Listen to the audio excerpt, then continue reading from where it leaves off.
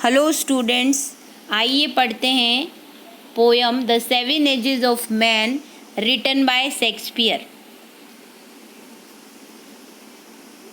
तो शेक्सपियर जो थे वो एक बहुत ही फेमस पोइट थे, प्ले राइट थे, ड्रामाटिस्ट थे, एक्टर थे। शेक्सपियर को फादर ऑफ इंग्लिश लिटरेचर बोला जाता है।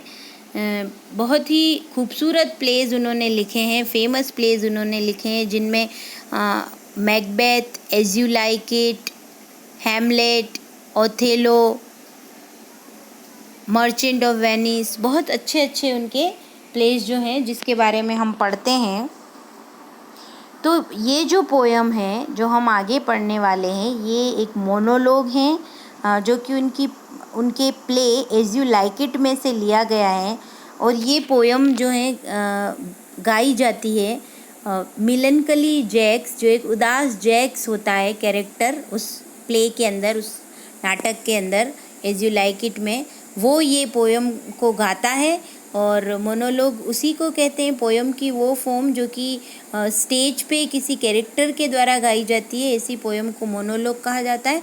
तो आइए ये पोयम को पढ़ते हैं। तो जैसा कि टाइटल से ही हम समझ सकते हैं, सेवन एजेस ऑफ मैन, तो एक मनुष्य के लाइफ की, ह्यूमंस के लाइफ की, मनुष्यों के लाइफ की जो है शेक्सपियर ने सेवन एजेस बताई हैं।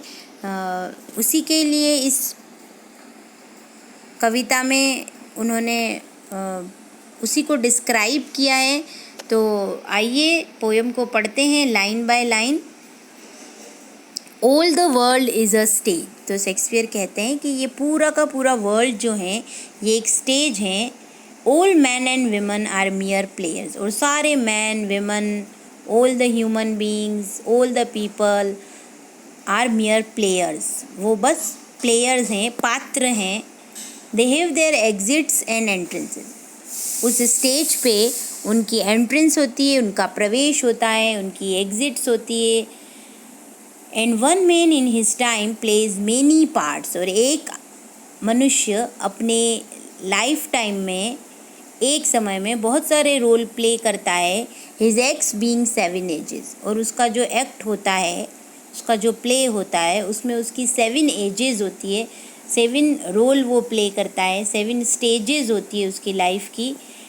तो the first age is of an infant. At first an infant, Shakespeare आगे लिखते हैं एट फर्स्ट एन इन्फेंट, कि पहली जो एज है वो एक इन्फेंट की होती है, जब हम छोटे बच्चे होते हैं। Mewling and packing in nurses arm.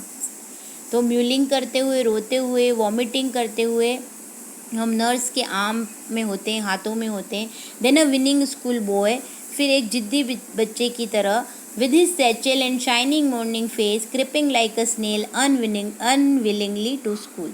तो एक स्कूल बॉय, जिद्दी स्कूल बॉय, जिसने कि अपने कंधों पे सैचल बैग लिया हुआ है, और वो एक स्नेल की भांति, जिस तरीके से स्नेल की पीठ पे शेल होता है, वैसे ही स्कूल बॉय की पीठ पे उसका बैग है, उसका सैचल है, और वो क्रीप करता हुआ, जैसे धीरे धीरे क्रीप करता है स्नेल, वैसे ही क्रीप करता हुआ अनविलिंगली वो अपने स्कूल की तरफ जाता है। थर्ड स्टेज जो है वो क्या है देखते हैं। तो आगे शेक्सपियर कहते हैं, then a lover sighing like furnaces with woeful ballad made to his mistress eyebrows. फिर जो थर्ड स्टेज है वो लवर की होती है, जिसमें कि मैन जो हैं वो बिल्कुल भट्टियों की भांति जो है जल रहा होता है, विद वोफुल बैलेट, और गीत गाता है, कस्में खाता है, कस्मों के गीत गाता है अपनी मिस्ट्रेस की आईब्रोज को देख के उसके लिए। देन जो फोर्थ स्टेज है that is of a soldier. तो आगे शेक्सपियर कहते हैं, then a soldier full of strange oaths bearded like the part jealous in honour. तो फिर जो स्टेज है सोल्जर की होती है, स्ट्रेंज ओथ्स लेते हैं, अजीब तरीके की प्रतिज्ञाएं लेते हैं, एक तेंदुए की जैसी दाढ़ी रखी होती है, जेलस इन ऑनर, ऑनर के लिए तड़पते हैं, ऑनर चाहिए होता है, सम्मान। Sudden and quick in quarrel, हमेशा लड़ाई करने के लिए उतारू रहता है मैन।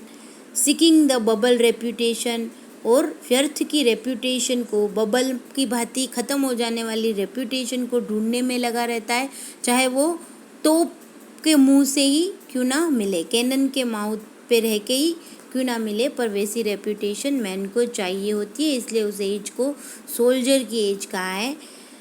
देन शेक्सपियर आगे कहते हैं कि जो नेक्स्ट स्टेज है, the fifth stage is of a justice. तो शेक्सपियर क्या लिखते हैं, and then the justice in fair round belly with good capon line. तो फिर जो है एक जस्टिस की एज आती है, द फिफ्थ एज, जिसमें कि बिल्कुल फेयर राउंड बेली हो जाती हैं, विद आईज, सीवियर आईज हो जाती हैं, बहुत पेनी निगाह हो जाती हैं, पेनी निगाह से किसी चीज़ को देखते हैं। And beard of formal cut, अब बियर्ड जो है फॉर्मल कट हो चुकी है। फुल ऑफ वाइज सोज, बहुत बुद्धिमानी भरी बातें की जाती है, कयास लगाए जाते हैं। Modern instances so he plays his part, और इस प्रकार वो एक जस्टिस के रूप में अपनी लाइफ को स्पेंड करता है कुछ सालों। देन जो सिक्स स्टेज हैं, एज हैं, वो होती है पेंटालून की। तो शेक्सपियर लिखते हैं, the six age shifts into the lean and slippered pantaloon with spectacle on nose, आँखों पे चश्मा आ चुका होता है, नाक पे, एंड पाउच ऑन साइड, अपना पाउच साइड में दबाए हुए, बैग साइड में दबाए हुए, his youthful hose well saved a world too wide. तो उसके जो यूथफुल होज थे, जो उसके अच्छे पैंट्स थे, पजामे थे, वो अब उसको ढीले पड़ चुके हैं, वो बिल्कुल उसकी कमर झुक चुकी हैं। Lean and slippered, for shrunk shrank and big manly voice, उसकी जो बिग मैनली वॉइस थी, turning against towards childish treble, वो एक बच्चे की तरह हो चुकी है। Pipes and whistles in his sound, और वो जब बोलता है तो अब उसके साउंड में विशल की आवाज़ आती है, सीटी बजती है। Last scene of all that end this strange eventful history, और इस पूरे एक्ट का, लाइफ रूपी इस एक्ट का जो लास्ट सीन होता है, जो लास्ट एज होती है, उससे ये सारी की सारी हिस्ट्री जो है वो ख़त्म हो रही होती है।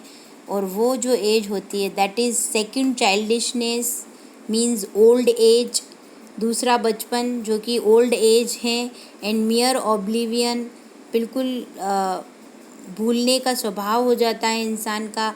सेंस टीथ, वो बिना दांतों का हो जाता है। सेंस आइज़, बिना आँखों का होता है, कम दिखने लगता है उसे।